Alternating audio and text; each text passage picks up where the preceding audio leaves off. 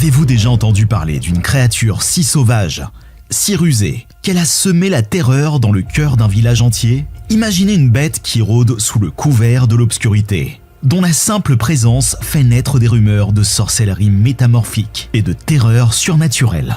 Et si je vous disais qu'une telle créature existe vraiment, préparez-vous à un voyage glaçant au cœur de Mafui, un village prisonnier des griffes d'un monstrueux prédateur.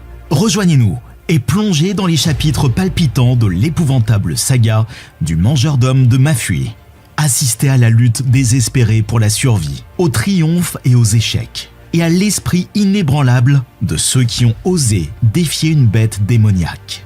Mais attention, ce récit n'est pas pour les âmes sensibles, car il dévoile les recoins les plus sombres de la fureur de la nature et les profondeurs glaçantes de la peur humaine. Le lion.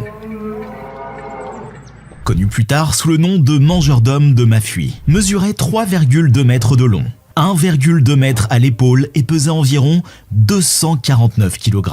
Il n'avait peur ni des hommes, ni des bêtes, ni des fusils. Il a terrorisé le village de Mafui et ses environs pendant des mois avant d'être finalement abattu d'une balle dans la tête. Mafui, un minuscule village de la province orientale de Zambie, est connu pour être l'entrée du parc national de South Luangwa. Mafui est aujourd'hui une destination touristique réputée et une zone de conservation de la faune qui propose des safaris, des aires de camping et des lodges où les visiteurs peuvent interagir directement avec les éléphants. Notre histoire se déroule toutefois dans les années 1990, à une époque où Mafui n'était pas aussi accueillante pour les touristes qu'elle ne l'est aujourd'hui. Deux garçons jouaient dans les plaines pendant l'été étouffant de 1991, après le coucher du soleil. Ils devaient rentrer au village avant que l'énorme soleil orange ne se couche à l'horizon. Mais ils ont été absorbés par leur peur et ont perdu la notion du temps. Ils ont entamé leur pénible voyage de retour au coucher du soleil, espérant que leurs parents seraient compréhensifs et leur pardonneraient leur retard.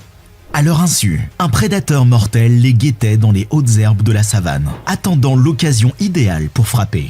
L'un des garçons a été projeté au sol par un grand lion qui a soudainement surgi alors que les garçons s'approchaient d'un embranchement. Le lion a rapidement mordu le cou du garçon, le tuant en quelques secondes avant même qu'il ne puisse cligner des yeux. Le deuxième garçon s'est enfui pour chercher de l'aide, en état de choc et de panique, titubant à travers la distance noire aussi vite que ses jambes le lui permettaient. Il a dû courir sur une bonne distance, à bout de souffle, avant de rencontrer des gardes-chasse qui l'ont aidé à appeler la police. Arme au poing, les gardes-chasse se précipitent sur les lieux de l'attaque. Mais il est déjà trop tard. Le lion avait disparu, ne laissant que des morceaux mâchés du crâne du jeune garçon mort, des os éparpillés et des morceaux de vêtements déchirés. Le règne de terreur du mangeur d'hommes a commencé avec ce jeune garçon comme première victime. Une femme ramassait de la nourriture à la périphérie du village environ 30 jours après la mort horrible du garçon. Elle s'adonna à son activité habituelle, à savoir ramasser du bois et des herbes à l'orée du village, sans se douter du visiteur indésirable qui la suivait silencieusement. La femme rentra chez elle et poursuivit sa routine du soir comme d'habitude, sans se rendre compte du danger qu'elle courait. À l'improviste, un énorme lion a foncé vers sa porte d'entrée et l'a violemment renversée, pénétrant ainsi dans sa maison. Le lion bondit, mordant et griffant la femme avant qu'elle ne réalise ce qui se passe, dans le but de la soumettre rapidement comme il l'avait fait avec le garçon. La femme s'est battue vaillamment, mais en vain. Ses blessures étaient devenues trop graves en raison de la taille du lion et de son attaque surprise, ne lui laissant d'autre choix que de rester allongée sans défense pendant que le lion la dévorait. Après avoir terminé son assaut brutal, le lion s'en est allé. Après avoir assisté à cette scène horrible, les autorités ont cherché à savoir où se trouvait le lion dans les buissons avoisinants. Le lion lui-même n'a pas été découvert, mais les restes de la femme, y compris sa tête et ses bras, ont été retrouvés éparpillés dans les buissons. Tout le reste avait été consommé par le lion. Bien que les restes de la femme aient été enterrés par la suite, le lion continuait à chasser activement. Un jeune homme et ses amis ont décidé de sortir en cachette et de se retrouver la nuit suivante. Ils avaient simplement l'intention de s'amuser pendant que le village dormait. L'un des hommes a été attaqué par le lion devant le bureau du garde-chasse, alors qu'il se dirigeait dans l'obscurité totale vers le lieu de rencontre. Le lion l'a immédiatement attaqué après l'avoir fait tomber au sol, le mordant et le griffant à la tête et au cou. Le garde-chasse en service a tiré en l'air après avoir entendu l'attaque. Le jeune homme s'est retrouvé en sang sur le sol lorsque le lion, effrayé, s'est enfui dans le fourré. Il a été transporté à l'hôpital. Mais ses graves blessures lui ont fait perdre beaucoup de sang. Malheureusement, le jeune homme est décédé des suites de ses blessures. 3 autres personnes ont péri sous les coups du lion au cours des semaines suivantes. L'une d'entre elles, une villageoise, a été tuée par le lion en plein jour sous son porche. Le lion lui a tendu une embuscade sous les yeux des gardes-chasse du quartier venus l'avertir. La femme est décédée avant d'arriver à l'hôpital parce que les gardes n'ont pas pu agir assez rapidement. 6 personnes ont déjà péri sous les coups du mangeur-d'hommes de Mafui. Les autorités et les villageois n'ont pas su comment arrêter cette bête meurtrière. Ils ont abattu une lionne de la troupe en août 1991 après l'avoir choisie au hasard. Mais les agressions ont persisté. Une femme nommée Jesseline, du village de Nagozo dans la vallée de Luangwa, a été la dernière victime du mangeur d'hommes. Depuis qu'elle a surpris l'existence de ces attaques, Jesseline est sur les nerfs. Personne ne savait où et quand le lion allait passer à l'action.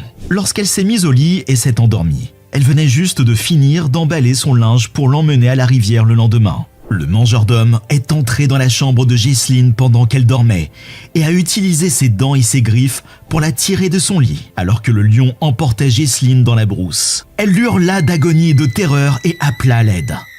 Le lion a rapidement disparu après avoir dévoré son corps. À chaque attaque, le lion gagne en assurance et en ruse, effrayant les villageois. Cette fois, il ne s'est pas contenté de dévorer Jesseline. Le lion est entré dans la hutte de Jesseline le lendemain, après s'être pavané dans la communauté. Il est resté à l'intérieur un moment avant de sortir, sa gueule tenant le sac de linge sale de Jesseline. Peut-être attiré par l'odeur, ou à la recherche d'une récompense, le lion a pris le sac et a disparu dans la brousse. Le lion semblait encouragé par les tentatives des voisins de Jesseline de l'effrayer en regardant par les fenêtres et en tapant sur des casseroles. Le lion a audacieusement placé le sac au milieu de la communauté, a poussé un puissant rugissement et a mis quelqu'un au défi de le défier. Comme personne n'osait le faire, le lion a repris le sac et s'éloigna dans la brousse. Dans les jours qui ont suivi, on a vu le lion jouer avec le sac à linge comme un chat domestique avec une pelote de laine. Les villageois considéraient le lion comme une créature démoniaque ou un sorcier masqué jetant des sorts. Des chasseurs professionnels qui passaient dans la région ont pris la décision d'agir parce que les actions du lion étaient si perturbantes et dérangeantes. Un chasseur de primes japonais a tenté de capturer et de poursuivre le lion, mais n'y est pas parvenu. Adrian Carr, un chasseur de safari local, a tenté de tuer le lion en posant des pièges et des appâts, mais il n'y est pas parvenu. Les chasseurs semblaient jouer avec le lion qui leur échappait. Le règne de terreur du mangeur d'hommes de Mafui a finalement pris fin lorsque Wayne Hosek est arrivé sur les lieux. À l'arrivée de Wayne Hosek, le mangeur d'hommes de Mafui a finalement connu une fin justifiée. Wayne, un chasseur professionnel basé en Californie, avait appris l'existence de la bête lors d'une expédition de chasse personnelle dans la région. Par coïncidence, le jouet du lion, le sac à linge de Jesseline, a été trouvé par le groupe de chasseurs de Wayne, dans le lit d'une rivière asséchée. Wayne et son partenaire de chasse Charles Bush ont mis au point une stratégie pour transformer le prédateur en proie. Avec une bonne quantité de viande d'hippopotame, ils ont tendu un piège à l'aide d'un sac à linge. Ils ont construit une cache à proximité et ont attendu le lion avec patience. La chasse n'a pas été facile car le lion semblait conscient de leur présence et jouait avec leur patience. Les chasseurs ont attendu dans la cache pendant près de 3 semaines. Mais le lion ne semblait pas intéressé ou tournait autour de l'appât sans le prendre. Les chasseurs ont déplacé à plusieurs reprises l'emplacement de leur cachette pour tenter de déjouer le lion.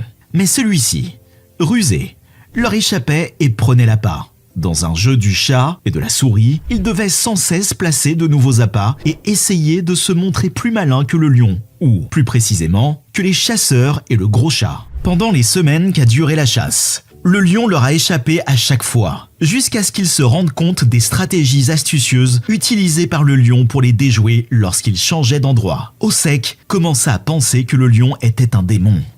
Les chasseurs ont décidé de tromper le lion afin de le déjouer. Ils ont fait comme si de rien n'était en construisant un affût, en laissant l'appât derrière eux et en se cachant ailleurs. La stratégie a fonctionné. Le lion a pris de l'assurance en s'approchant de l'appât abandonné, mais lorsqu'il est arrivé à l'abri ouvert, il a grogné parce qu'il s'est rendu compte qu'il s'était fait prendre dans un piège. Le lion se retourna rapidement et chargea en direction des chasseurs, mais Hosek était prêt.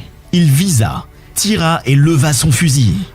Le lion tomba dans une masse furieuse de fourrure et de griffes lorsque la balle atteignit son épaule gauche. Les chasseurs ne tardèrent pas à mettre fin à la vie de l'énorme lion. Son règne de terreur avait duré bien trop longtemps. Mais il touchait enfin sa fin. Le mangeur d'hommes de Mafuy est mort. Les villageois se sont précipités, crachant et frappant le cadavre de l'animal avec des bâtons. Ils ont profité du fait que le démon était enfin vaincu pour se réjouir. Les chamans locaux ont procédé à des rituels sur le corps pour s'assurer que les prétendues capacités surnaturelles étaient définitivement éteintes.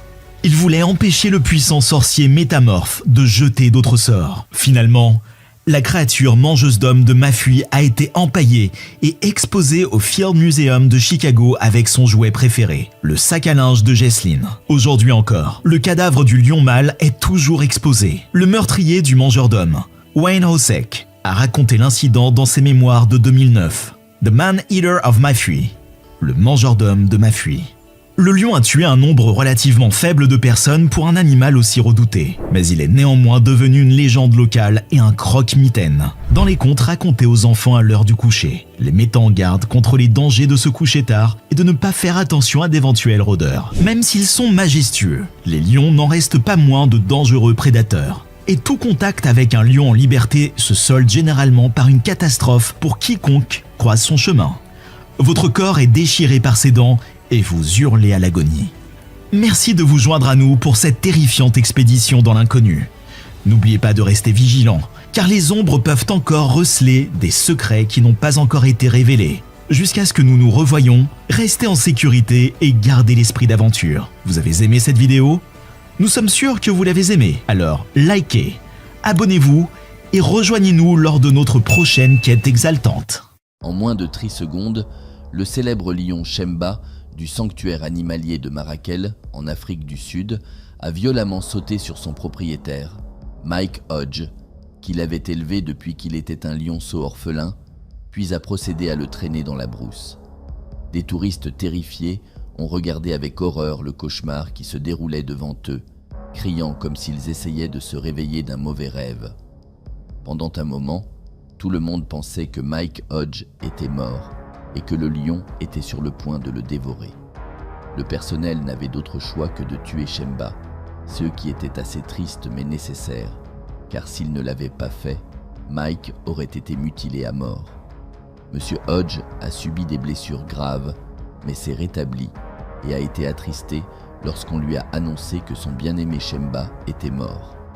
Il aimait vraiment Shemba, le traitant comme un membre de la famille, et passait 2 heures chaque jour pendant des mois à nourrir Shemba au biberon alors qu'il n'était qu'un lionceau.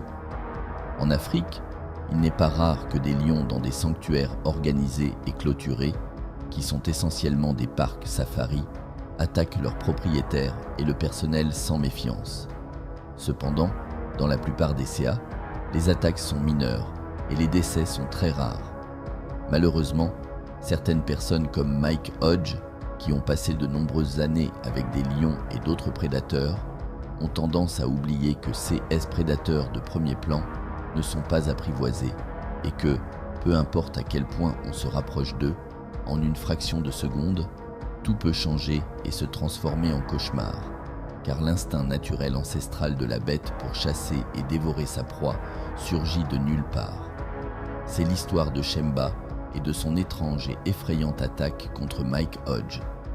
Tout a commencé en 2003 lorsque Mike, âgé de 57 ans, et sa femme Chrissy ont décidé de quitter la Grande-Bretagne et de voyager en Afrique du Sud. Leur objectif était de prendre leur retraite là-bas et de passer le reste de leur vie à aider les animaux blessés et abandonnés. Leur cause était noble, car ils auraient facilement pu prendre leur retraite en Floride et passer du temps à jouer au golf et aux cartes avec des amis dans l'une des élégantes communautés de retraités de Floride. Au lieu de cela, ils ont choisi d'investir une partie importante de leurs économies de retraite dans une modeste maison et un sanctuaire animalier, en particulier pour les prédateurs, car beaucoup d'entre eux, comme les lions, sont des espèces en voie de disparition qui pourraient disparaître. Mike Hodge, sa femme Chrissy et leur fille, qui est venue les aider dans le sanctuaire, aimaient vraiment les animaux et les grands félins en particulier. C'était simplement leur destin car ils étaient tombés amoureux de l'Afrique et de ses paysages majestueux sans fin, de ses habitants amicaux et de sa faune diversifiée. Ils étaient heureux et prenaient plaisir à aider les animaux blessés et les lionceaux abandonnés, consacrant beaucoup de temps à sensibiliser sur l'importance de protéger les prédateurs en voie de disparition et à éduquer les visiteurs de leur sanctuaire sur ces anciennes bêtes et leur importance pour l'écosystème. Comme vous le savez probablement déjà, la plupart des parcs safari sont conçus comme des sanctuaires où les animaux sauvages, y compris les prédateurs, sont amenés pour être traités et hébergés. Ces parcs safari collectent des fonds pour leurs opérations et leurs dépenses en proposant des balades en camion en cage à l'intérieur des enclos du safari, où les visiteurs peuvent voir de très près les animaux sauvages dans leurs habitats. Quand Mike a acheté la parcelle numéro 51 de Kwagas Vlakte, en périphérie de Tabazimbi, il n'aurait jamais imaginé qu'un jour, cela deviendrait un sanctuaire aussi célèbre et un terrain de camping pour les amateurs de vie sauvage. À sa grande surprise, c'était un endroit parfait et très adapté aux lions, entre autres prédateurs. Toute la région était simplement riche en vie sauvage et malheureusement aussi en braconniers et chasseurs de trophées. L'achat par Mike de cette grande parcelle et sa conversion en sanctuaire a encouragé d'autres à faire de même, nuisant uniquement aux braconniers et aux chasseurs illégaux qui ne pouvaient plus exercer leurs activités interdites dans la région. Mike a rapidement clôturé le sanctuaire et a commencé à élever des lionceaux abandonnés, blessés et orphelins chez lui, avec l'aide de sa femme, avant de les transférer au sanctuaire à mesure qu'ils grandissaient. Quelques années plus tard, le parc abritait 10 grands félins, dont des lions, des guépards et même un léopard. De plus, une section du sanctuaire, éloignée des prédateurs, est devenue un zoo pour d'autres animaux qui y ont également été élevés après avoir été sauvés. En 2008, Mike reçoit un appel concernant un lionceau d'une semaine qui a été rendu orphelin après que des chasseurs de trophées ont tué sa mère. Mike n'hésite pas à accueillir le lionceau, passant des mois à le nourrir au biberon chez lui. À mesure que les coûts augmentaient et que les revenus touristiques étaient rares, Mike décide d'agrandir et d'améliorer le sanctuaire. Il ajoute des zones de camping avec des cabanes clôturées semi-modernes pour offrir une expérience totalement immersive. Il lance également des programmes éducatifs pour les enfants et les visites scolaires, créant une zone pour que les enfants et les familles puissent fêter leur anniversaire en pleine nature, tout en observant les prédateurs à proximité dans leurs enclos. Le sanctuaire devient essentiellement un safari où les visiteurs paient environ $6 pour monter dans le lion mobile, un camion en cage modifié conçu pour assurer la sécurité des passagers lors de la visite des enclos d'animaux, y compris des prédateurs comme Shemba. Mike plaçait du poulet et de la viande sur le dessus de la cage du camion, puis conduisait à travers les enclos, attirant les prédateurs qui sautaient sur le camion à quelques centimètres des invités à l'intérieur de la cage. En 2018, le parc comptait au moins 15 prédateurs, dont des lions, des guépards et même des tigres du Bengale. Le sanctuaire employait plus de 10 personnes à plein temps et continuait de contribuer à la protection des animaux et à la sensibilisation tout en traitant gratuitement les animaux blessés. Mike et Chrissy ont réalisé un rêve qu'ils n'auraient jamais pensé voir se réaliser, car lorsqu'ils ont déménagé en Afrique, ils voulaient simplement une petite ferme et un sanctuaire pour soigner les animaux malades. En 2018, tout était parfait, mais Mike vieillissait aussi et était sûr qu'à un moment donné, il ferait une erreur, peut-être un mauvais jour en traitant avec certains des prédateurs. Il avait 72 ans, aimait son sanctuaire et les prédateurs qu'il élevait comme ses enfants, mais peut-être était-il trop confiant, sachant à quel point ces bêtes pouvaient être dangereuses. C'est assez triste que son lion préféré, Shemba, a failli le tuer après avoir commis une erreur dans CE qui a été décrit comme l'attaque de lion la plus terrifiante jamais capturée à la caméra. Le 1 May 2018, la vie de Mike et Chrissy a failli être ruiné à jamais. C'était une journée chaude dans leur parc safari. Les travailleurs effectuaient leurs tâches habituelles et comme d'habitude, Mike conduisait le lion mobile. Il aimait conduire ses camions en cage et regarder les gens à l'intérieur apprécier de voir des lions et d'autres grands félins sauter sur le toit du camion pour manger du poulet et de la viande. Il riait quand certains invités étaient effrayés, voire pleuraient, puis les consolait tout en les éduquant sur ces prédateurs de haut rang. Ces paroles étaient toujours réconfortantes, même les enfants adoraient ces histoires. Ces employés lui disaient souvent de les laisser conduire ou effectuer d'autres tâches dangereuses impliquant l'entretien, le nettoyage et l'inspection à l'intérieur des enclos des prédateurs. Mais il était trop confiant avec ceux qu'il considérait comme ses enfants et n'a jamais pensé qu'un d'entre eux l'attaquerait et faillir lui ôter la vie. Il le faisait aussi parce qu'il aimait rester actif et de cette manière montrer l'exemple à son équipe. Vers midi, l'une des visites était sur le point de se terminer. À ce moment-là, Mike fit l'annonce aux personnes dans le camion, tandis qu'un sourire satisfait couvrait son visage. Il savait que la dernière attraction au coin de la rue impliquait son grand félin préféré au monde, Shemba. Bien sûr, Shemba n'était plus le mignon lionceau que Mike et Chrissy avaient élevé chez eux. Maintenant, c'était un adulte à part entière, un vrai lion avec un appétit insatiable pour le poulet. Clairement, Shemba était le prédateur le plus gâté du parc, et Mike ne s'en souciait pas car il aimait vraiment ce lion. Il arrêta le camion près de la clôture, au coin de l'enclos de Shemba, et demanda à l'un des employés de placer quelques poulets sur le toit. Une fois que le camion entra dans l'enclos de Shemba, le lion féroce courut comme une fusée, sauta sur le toit et commença à dévorer son déjeuner. Les touristes à l'intérieur de la cage étaient choqués et émerveillés par la taille, la force et la beauté naturelle de Shemba. Une fois que Shemba eut fini son déjeuner, il répondit au signal d'un travailleur qui l'attira loin du camion avec un autre poulet. À ce moment-là, Mike fit demi-tour avec le camion et quitta l'enclos. La porte était fermée. Cependant, Mike vit quelque chose d'étrange. Shemba reniflait quelque chose par terre et il y avait une odeur terrible dans l'enclos. Mike indiqua alors à l'un des travailleurs d'attirer Shemba avec une poche pleine de viande car il voulait entrer dans l'enclos et vérifier la source de l'odeur et c'est que Shemba avait reniflé quelques minutes auparavant. C'était une tactique souvent utilisée pour déplacer Shemba d'un endroit à un autre et était généralement efficace.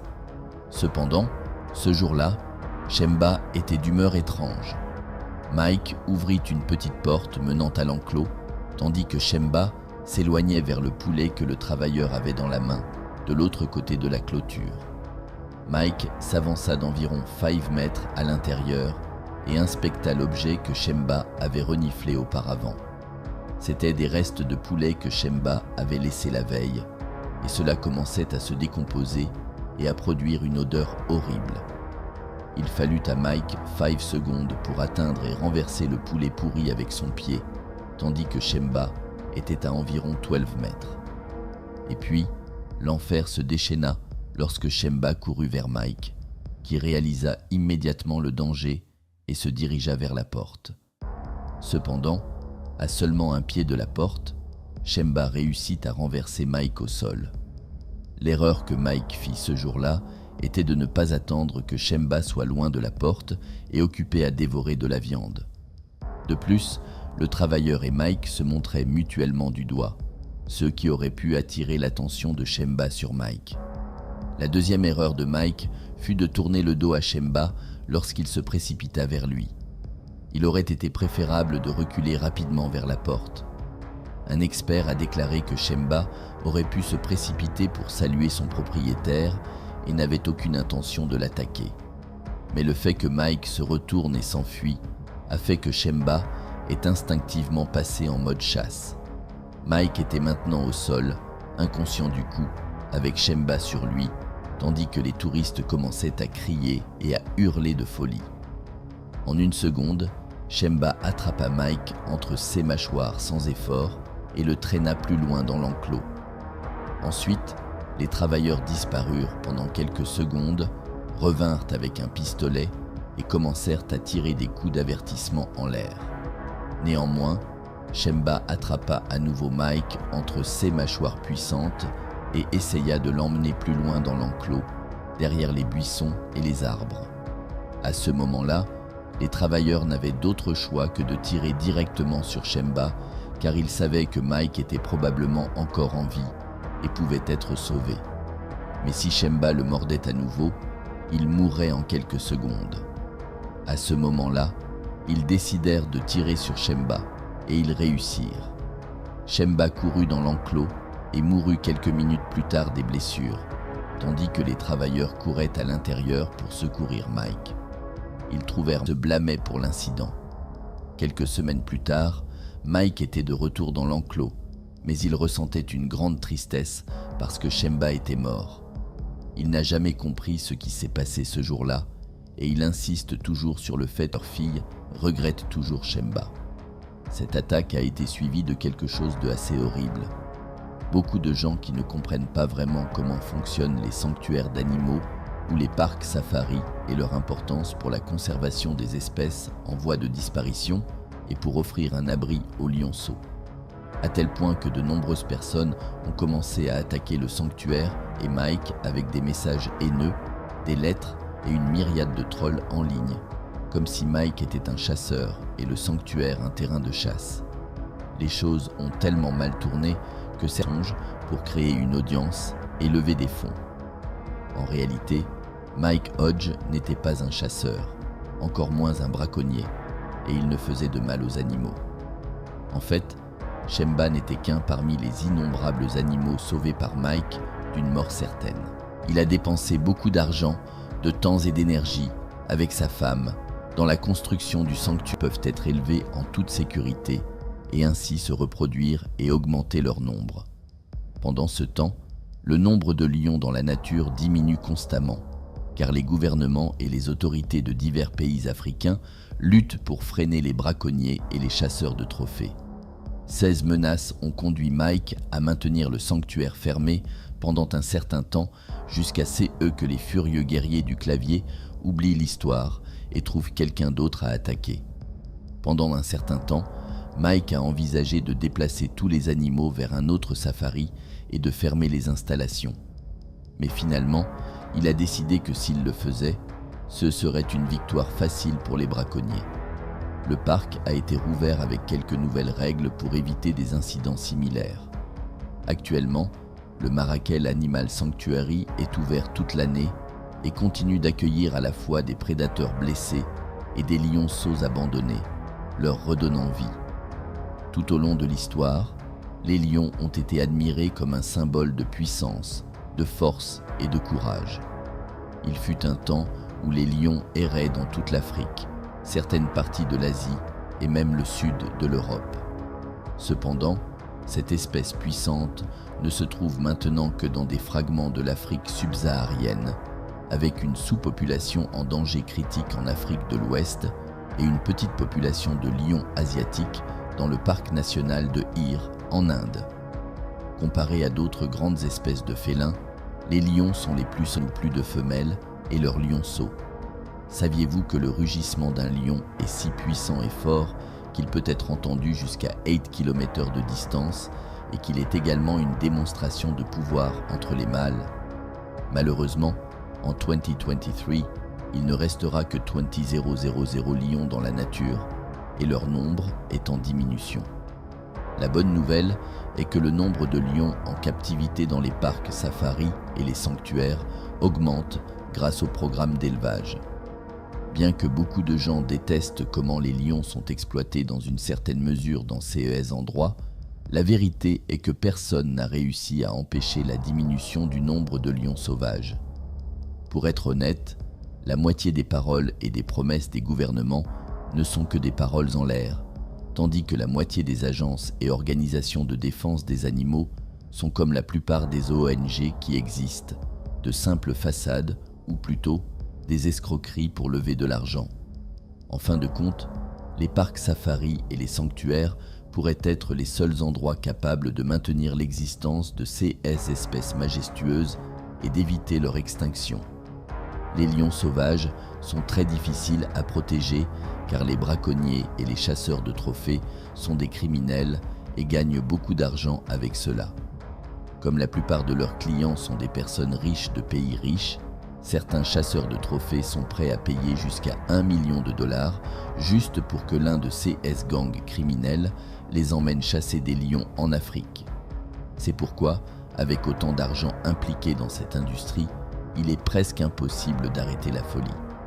N'oublions pas que certains riches lunatiques aiment aussi avoir des lions comme animaux de compagnie et paient des sommes importantes pour ces prédateurs, mettant ainsi en grave danger les lions sauvages et plus précisément leurs lionceaux.